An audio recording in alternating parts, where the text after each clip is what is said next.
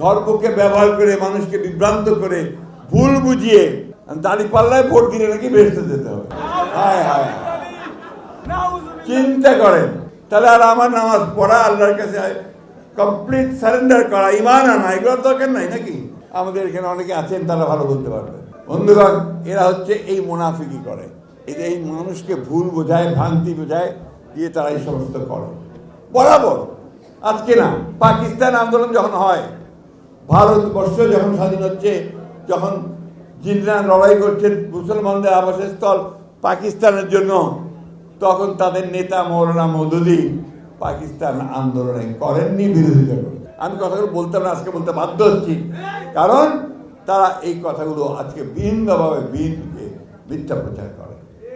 বাংলাদেশ স্বাধীনতা যুদ্ধ করেছে প্রতিটি মানুষ, তখন তারা বিরোধিতা করেছে, ঠিক না?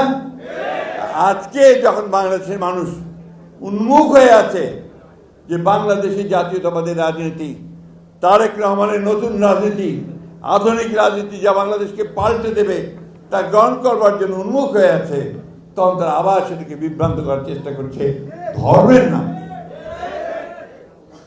আমাদের কথা খুব পরিষ্কার, আমরা ধর্মে বিশ্বাস করি। আমাদের নেতা জনাব প্রেসিডেন্ট জিয়া রহমান সাহেব, তিনি প্রথম কোরআন শরীফে কথা বলেছেন সংবিধানে। তিনি প্রথম সংবিধানের মধ্যে বিসমিল্লাহির রহমানির রহিম দিয়েছেন।